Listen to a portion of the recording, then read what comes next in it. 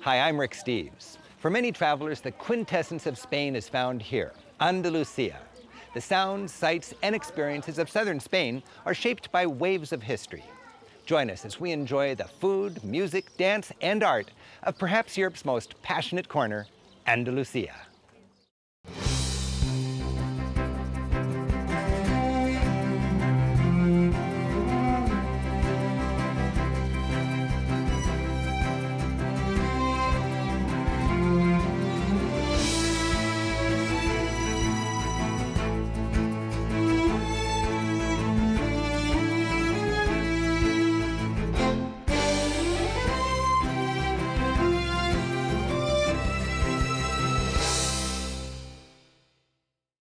For many, a trip to Andalucia starts and ends here on the beach. Sure, the Costa del Sol's great fun, and we'll be back for a break later. But I enjoy the heart and soul of this multifaceted region in the interior. After splashing on the sun-soaked beach, we'll dance flamenco in a street party. Slice ham as if it's a gift from heaven. Stumble onto a midnight procession. Admire the splendor of a former Moorish mosque. Cook paella for the entire neighborhood. Shake our castanets to fiery gypsy music, and marvel at the Alhambra. Just north of Africa, Spain sits in the southwest corner of Europe. In its far south is the region of Andalucia. We start in Granada, enjoy Nerja on the Costa del Sol, and finish in Cordoba.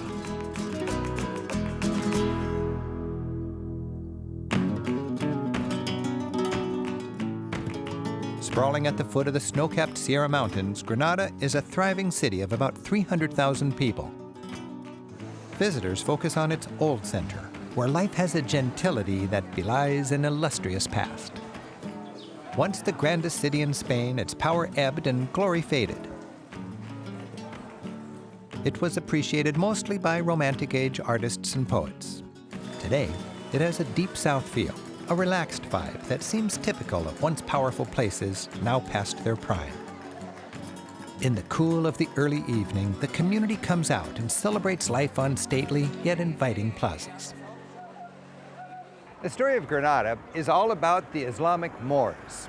In the year 711, these North African Muslims crossed the Straits of Gibraltar and quickly conquered the entire Iberian Peninsula, eventually converting most of its inhabitants. Throughout the Middle Ages, for over 700 years, Spain was a predominantly Muslim society living under Muslim rule. And that age shapes today's sightseeing agenda. Granada's dominant site is the Alhambra, the last and greatest Moorish palace. Nowhere else does the splendor of that civilization, Al-Andalus, shine so brightly. For 2 centuries, until 1492, Granada reigned as the capital of a dwindling Moorish empire. As Christian forces pushed the Moors further and further south, this palace was the last hurrah of a sophisticated civilization. While the rest of Europe slumbered through much of the Middle Ages, the Moorish civilization was wide awake. The math necessary to construct this palace would have dazzled Europeans of that age.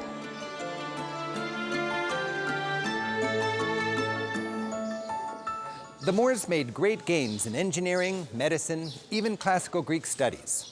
In fact, some of the great thinking of ancient Greece had been forgotten by Europe, but was absorbed into Islam and actually given back to Europe via scholars here in Spain.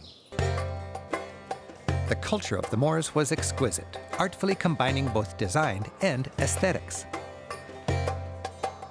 Facing a reflecting pond, the Hall of the Ambassadors was the throne room. It was here that the Sultan, seated Oz-like, received foreign emissaries. Its wooden ceiling illustrates a command of geometry. With 8,000 pieces inlaid like a giant jigsaw puzzle, it symbolizes the complexity of Allah's infinite universe. Arabic calligraphy, mostly poems and verses of praise from the Quran, is everywhere. Muslims avoid making images of living creatures. That's God's work. But decorating with religious messages is fine. One phrase, "Only God is victorious," is repeated 9,000 times throughout the Alhambra. Like the Sultan, we can escape from the palace into what was the most perfect Arabian garden in Andalucia. This royal summer retreat, lush and bursting with water, was the closest thing on earth to the Quran's description of heaven. In fact, its name, the Generalife, meant essentially that, the Garden of Paradise. Water, so rare and precious in most of the Islamic world, was the purest symbol of life, whether providing for its 2,000 thirsty residents, masking secret conversations, or just flowing playfully. Water was integral to the space the Alhambra created. For centuries, Europe struggled to push the Moors back into Africa. This campaign was called the Reconquista. Finally, in 1492, the Moors were defeated. The victorious Christian forces established their rule with gusto, here in this last Muslim stronghold. This victory helped provide the foundation for Spain's Golden Age. Within a generation, Spain's king, Charles V, was the most powerful man in the world. After the Reconquest, Charles built this Renaissance palace incongruously right in the middle of the Alhambra grounds. It's what conquering civilizations do, build their palace atop their foe's palace.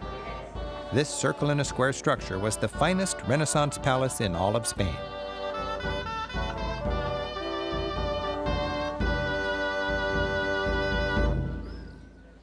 And back downtown, Granada's cathedral facade, also built shortly after the Reconquest, declares triumph as well. In fact, its design is based on a triumphal arch, and it was built over a destroyed mosque. The adjacent Royal Chapel is Granada's top Christian site. This fine building provided a fitting resting place for Queen Isabel of Castile and King Ferdinand of Aragon, who ruled during the final Reconquista victory. Spaniards consider this couple the first great Spanish royals. When these two married, they combined their huge kingdoms, and by merging Aragon and Castile, they founded what became modern Spain. With this powerful new realm, Spanish royalty were able to finance great explorers, including Columbus, and establish Spain's Golden Age. The royal tombs are Renaissance in style. The portraits of Isabella and Ferdinand are vital and realistic. They seem to celebrate the humanistic spirit of the Renaissance, and with it, a promising future for Spain. The gilded altar is all about that Christian triumph. Christ triumphs over sin, and Christendom triumphs over Islam. In fact, reliefs show the eventual forced conversion of Granada's Moors shortly after the Reconquista.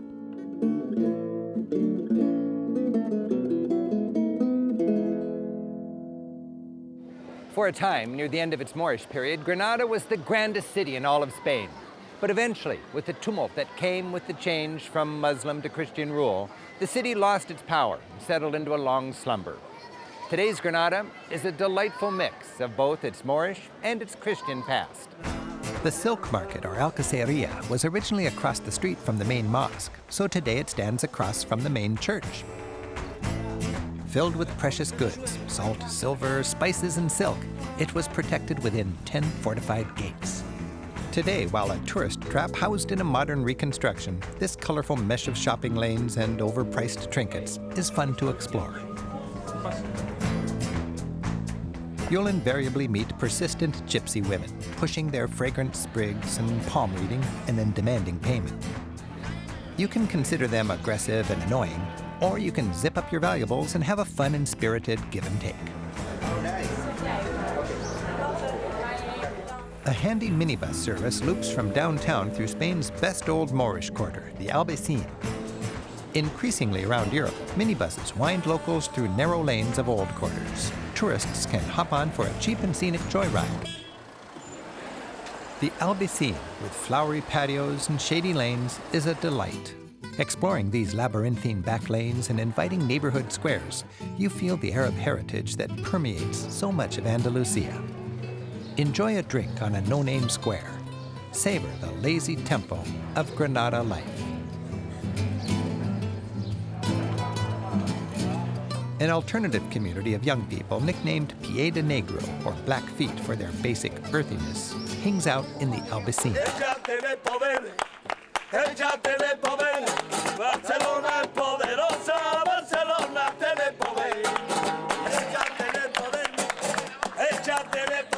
And Granada is home to tens of thousands of gypsies, or Roma people. While their nomadic culture makes traditional employment a challenge, one vocation in which they excel is music. In the evening, in the hilly Sacromonte district, Gypsy families entertain tourists with colorful folkloric shows. These intimate concerts are performed in the very caves that once housed Granada's Gypsy community.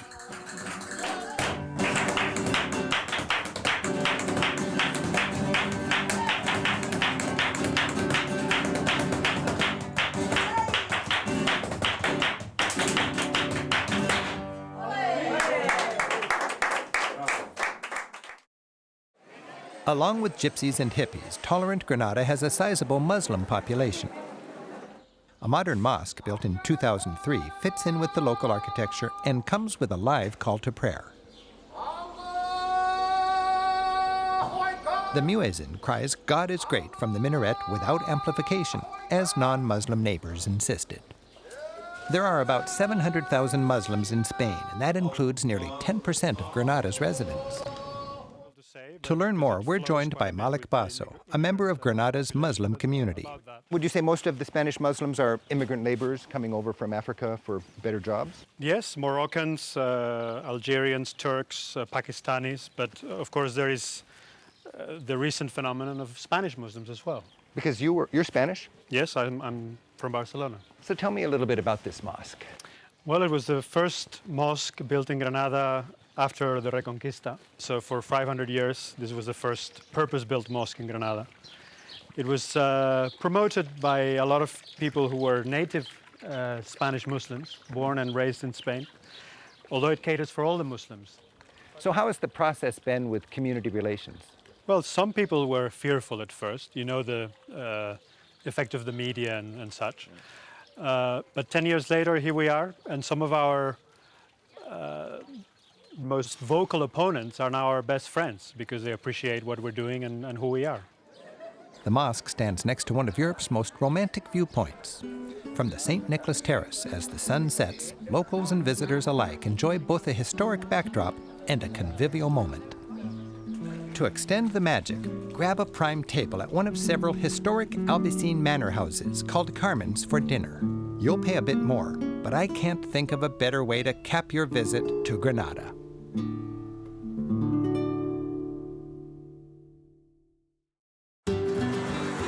From Granada, it's a 2-hour drive over the mountains and down into Europe's Fun in the Sun headquarters, the Costa del Sol. I find this strip of Mediterranean coastline generally overbuilt and very commercialized. Malaga, the major city of the coast, is a good place to pass through.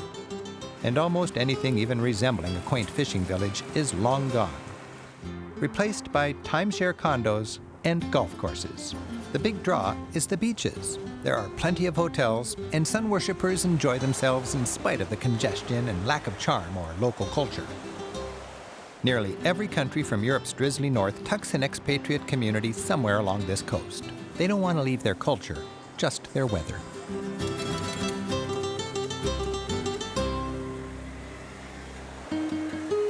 My favorite Costa del Sol stop is the resort town of Nerja. While capitalizing on the holiday culture, Nerja has retained some of its charm. The church fronts the square, which fronts the beach, and everybody's out strolling, eventually winding up on the proud Balcony of Europe terrace. This bluff, jutting jauntily into the sea, overlooks miles of coastline. A castle occupied this spot for centuries. Nerja's castle was part of a 16th century lookout system. After Reconquista forces drove out the Muslim... Oh, that's right. You don't come to the Costa del Sol for history. You come for fun in the sun and relaxation. And relax is what countless expat residents do. Nerja's expats are mostly British. Like many along this coast, they actually try not to integrate. They enjoy their English TV and radio, and many barely learn a word of Spanish. Nerja has several well-equipped beaches. The one just below town retains its fishing village charm. Fishermen do their thing, while the tourists do theirs. The humble cottage evokes a bygone day. Spaniards love their little beach restaurants. A short hike takes us to a broader beach that appeals to different tastes. While it's packed through the summer, We're here in May when the heat and crowds are just right. Ayo's place is famous for its beachside all-you-can-eat paella feast. For 30 years, he's been cooking up this classic Spanish specialty. To create this culinary work of art, start with some junk pallets for fuel and slip on your handmade heat shields. Then, fry up as many pieces of chicken as can fit in the pan. Add just a pinch of garlic and about a week's pay's worth of saffron. When the chicken is golden brown, add a dozen skinned tomatoes and as many red and green peppers as you can stand chopping. Stir everything with a clean shovel. Now, add a laundry bin of arboreal rice and just a dash of smoked sweet pimentos. Stir briskly until the rice has become coated with the oils and spices. Add a few gallons of stock and bring to a boil. Add another pallet if necessary. Mix in a boatload of fresh whole shrimp. When the rice is done, remove, remembering to lift with your knees, and let set for 10 minutes. Now, you could just stare at the pretty colors and textures, but I recommend eating it for the full experience. Dish out servings daintily and garnish with a wedge of lemon. Feeds 48 hungry vacationers. Adjust recipe measurements accordingly. A 100-mile drive back inland takes us to the city of Cordoba. While Granada was the last Moorish capital, the capital through the glory days of Muslim rule was Cordoba. Tucked into a bend of its river, Cordoba has a glorious past. While its old wall evokes a tough history, its elegant cityscape and convivial squares show a modern pride. As is typical of Andalucia, it's a people-friendly city filled with energy and color. Cordoba's centerpiece is a massive former mosque, or in Spanish, mezquita.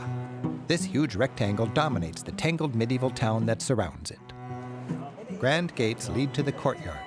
It was here, when this was a mosque, that worshippers would gather to wash before prayer, as directed by Muslim law.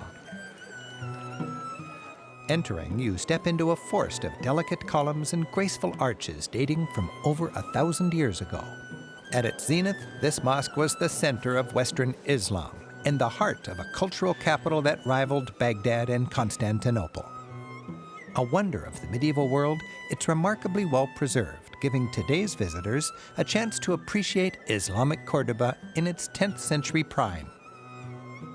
The columns and arches seem to recede to infinity, as if reflecting the immensity and complexity of God's creation.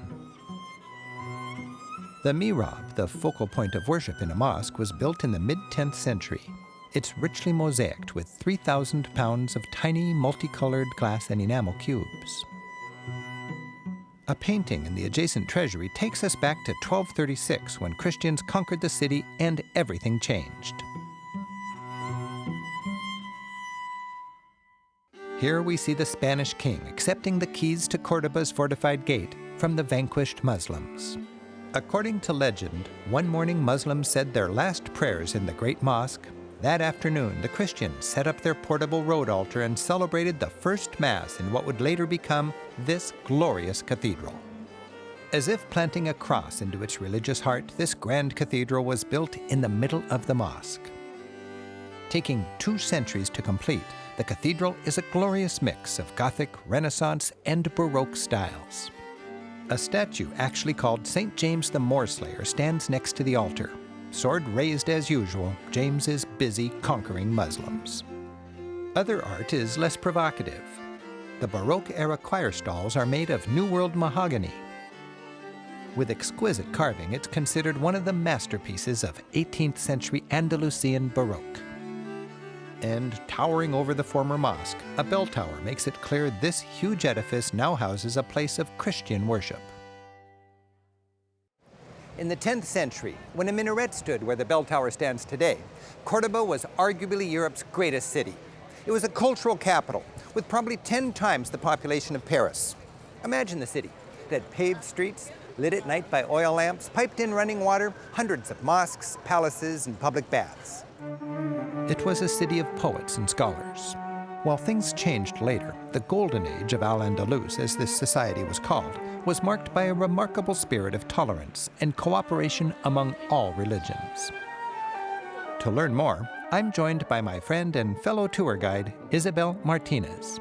So Jews, Christians, and Muslims all living together peacefully here. Yes, certainly. It worked out during certain times, especially during the 10th century.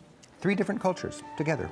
Well, that's what most of the people think, but I think it's more correct to say it was one culture with 3 religions, because at the end, all the people here talked Arabian language, cooked the same dishes, and wore the same clothes. Okay, 1 culture, 3 religions. Exactly. Al-Andalus. Magic time. Cordoba's narrow, flower-bedecked lanes invite exploration. With Isabel's help, a simple stroll becomes meaningful. Notice how nice and fresh this little streets are, Rick? Yes. It's narrowness and whitewashed walls, natural air conditioning. It feels cool. It's brilliant.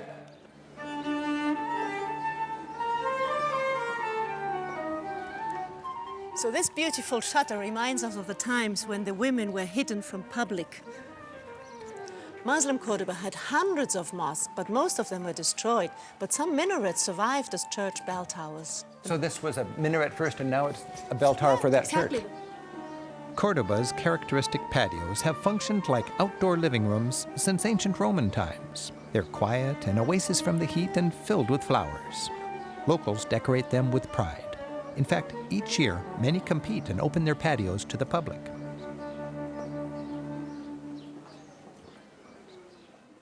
And here, as throughout Andalucia, festivals fill the calendar. We're here for the Festival of the Crosses, where each neighborhood parties around its own cross made of carnations. Church bells ring not only a call to prayer, but a call to fiesta. Neighbors pack the squares for a community party.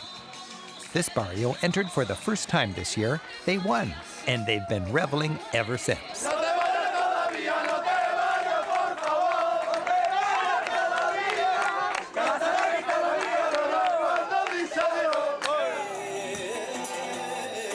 Major squares host bigger events. I find experiencing traditional flamenco culture celebrated by and for the locals beats any tourist show.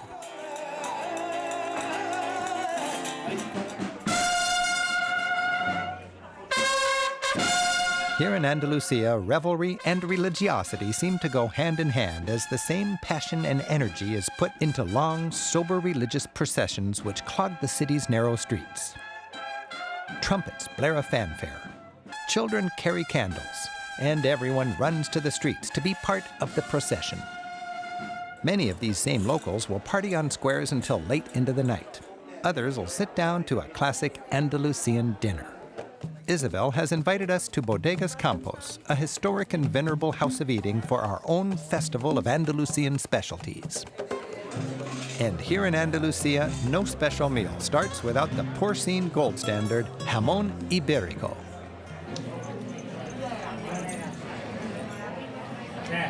This is a special good one. Jamón. Jamón ibérico. Why does it taste so good? The jamón ibérico. Because the pig lives outside. Okay, so he's It lives in the running countryside. around. It's free. After the jamón ibérico, the plates just keep on coming. This place specializes in traditional Andalusian fare, rustic food that originated with the peasantry. And a few dishes have a Moorish influence. But if there's one common denominator to all the food, it's Olive oil. Definitely. the finale, definitely for carnivores only, is pork from the Iberian black pig, and what could be more Spanish, bull's tail. We've had 9 different plates. Yeah, we love eating and we love sitting around the table for hours. It's living well. Yeah, that's Andalusian lifestyle. You want a recipe for a wonderful trip? Blend history, culture, local friends, and great food. I hope you've enjoyed our look at some of the highlights of southern Spain. I'm Rick Steves. Until next time, keep on traveling. Adios. Okay, so we'll start talking at that little piece of poop there, okay? But I enjoy the multifaceted heart and soul of this multifaceted region with a multifaceted visit to the interior first. Spain was a predominantly Muslim society living under Muslim rule. Imagine the city. Paved streets, lit at night by running water, piped-in lamps powered by oil.